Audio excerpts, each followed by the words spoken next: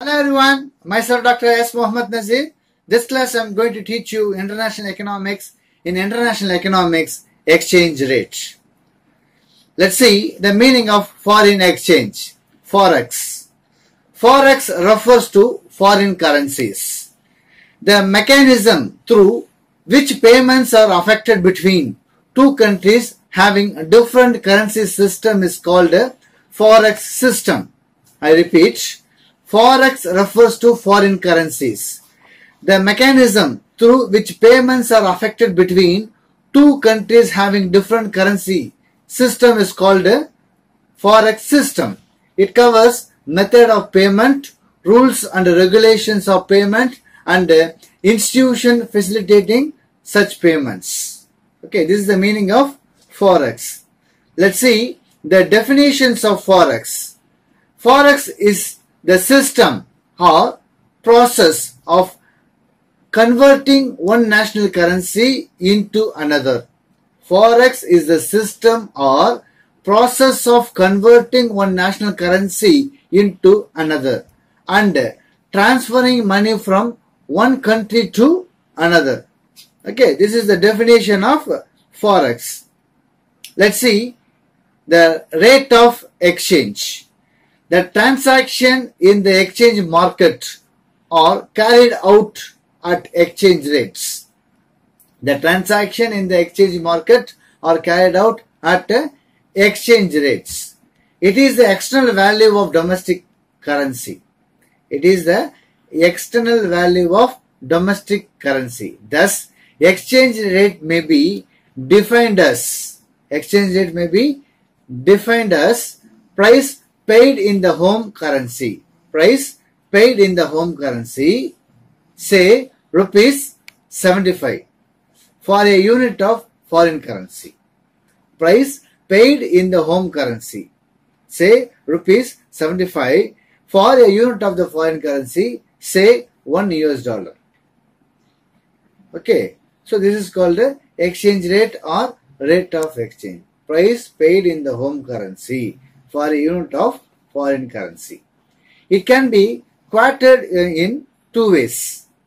1 unit of foreign money, okay, $1 to so many units of domestic currency. 1 unit of foreign money to so many units of domestic currency. Number 2, a certain number of units of foreign currency to 1 unit of domestic money. For example, $1 is equals to 70 rupees, for example, or 1 rupee is equals to 1.42 cents of US. Okay, so 1 unit of foreign currency to many units of domestic currency. $1 is equals to 70 rupees. A certain number of units of foreign currency. Okay, we can say 1.42 cents US cents. Okay, equals to 1 rupee, 1 unit of domestic currency, that is 1 rupee. Okay, this is called the rate of exchange. Look here, in the year 1947, 1 rupee is equals to $1. In the year 2018, $1 is equals to 70 rupees.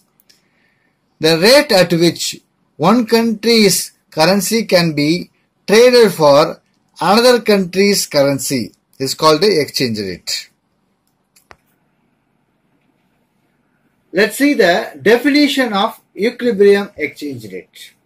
The equilibrium exchange rate is that rate which over a certain period time keeps the balance of payment equilibrium. Okay, let's see the determination of equilibrium exchange rate. The equilibrium rate of exchange is determined in the foreign exchange market in accordance with the general theory of value. Okay, in accordance with the general theory of value, the equilibrium exchange rate is determined under the foreign exchange market. That is to say, by the interaction of the forces of demand and supply. By the interaction of the forces of demand and supply. Thus, the rate of exchange is determined at the point where demand for forex is equals to supply of forex. This can be explained with the help of diagram. This diagram shows the determination of equilibrium exchange rate. Y-axis represents a dollar value of rupee, price of exchange rate, or external value of rupee in terms of dollar. X-axis represents the quantities of foreign exchange. Okay, that is the demand and the supply of foreign exchange. E is the equilibrium point. So demand for dollar, supply of dollar, demand for dollar and the supply of dollar determines the price of dollar. Okay, so this is the equilibrium price where the demand is equals to supply. Here this point is the equilibrium price. So this is the equilibrium price of the dollar value. This is the equilibrium demand and the supply, this M. This point. So this is the point Q. The demand is 4, but supply is what we can say. Supply is 16. So this gap is called excess supply. So when there is excess supply, automatically price of that product will decrease. So automatically the price will decrease and reaches the equilibrium price. So it becomes equilibrium. When there is excess supply, for any commodity, automatically the price will decrease. So less demand, more supply. This gap is called excess supply. And then this point. Here the supply is 4, but the demand is 20. So this is called excess demand. This gap is called excess demand. Where there is a excess demand for a product, automatically the price will increase and reaches the equilibrium level of price. So the price will determine interaction between the demand and the supply of dollar. So the dollar price is determined by demand and supply of dollar. Where there is excess supply, the price of dollar will decrease. Where there is excess demand, the price of dollar will increase. So this diagram clearly shows the determination of equilibrium exchange rate. Let's see the types of exchange rate system. Broadly, there are two major exchange rate systems, namely fixed exchange rate system or pegged exchange rate system. Number 2, flexible exchange rate system or floating exchange rate system. So there are two types of exchange rate system. One is the fixed exchange rate system, another one is the flexible exchange rate system. Managed floating exchange rate system also prevails in some countries. Managed floating exchange rate system also prevails in some countries like India. Let's see one by one. What is fixed exchange rate? Countries following the fixed exchange rate, also known as stable exchange rate and pegged exchange rate. The system agree to keep their currencies at a fixed rate determined by the government. See, listen. The system, the fixed exchange rate system, agree to keep their currencies at a fixed rate as determined by the government. Under the gold standard, the value of currency was fixed in terms of gold. This is called a fixed exchange rate system. Let's see the flexible exchange rate system. Under the flexible exchange rate system, it is also known as a floating exchange rate. This system exchange rate are freely determined in open markets by market forces of demand and supply.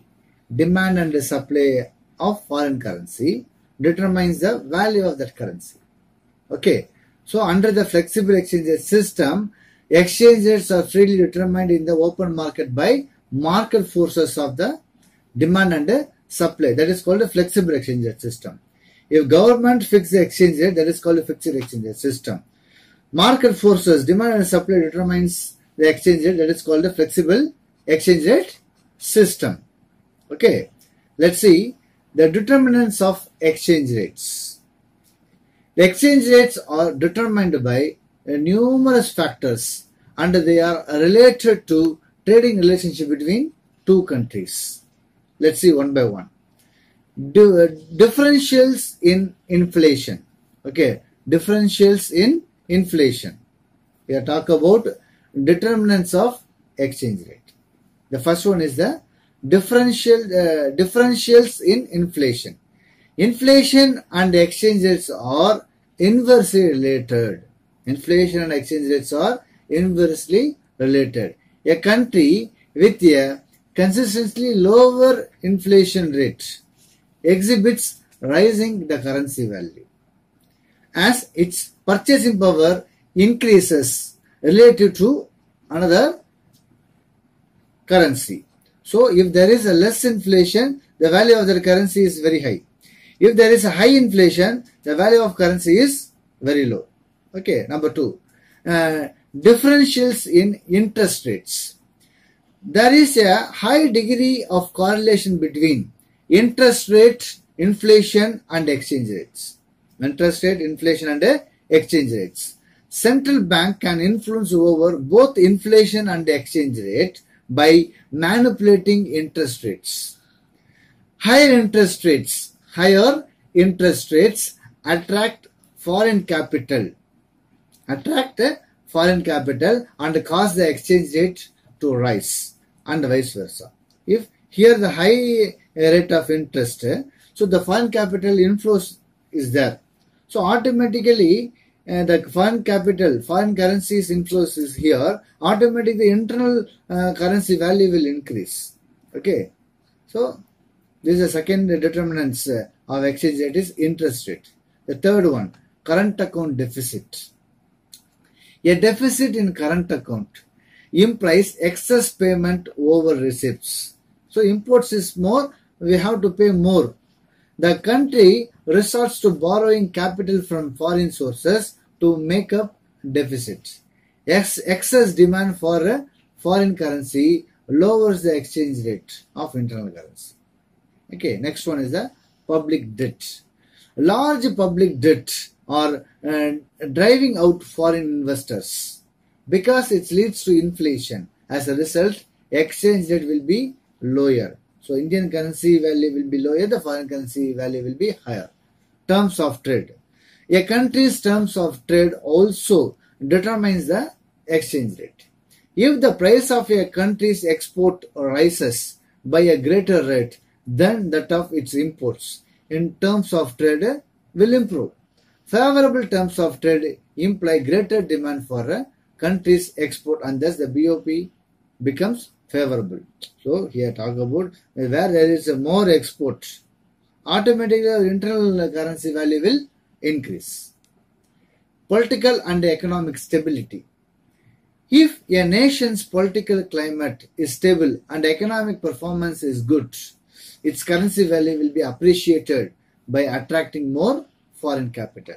So the political and economic stability will improve the exchange rate condition. So it will appreciate the internal currency value. Okay. And next one is a recession. Interest rates are low during the recession phase of the business cycle. In the business cycle, 4 phases are there. Depression, recovery, boom, recession.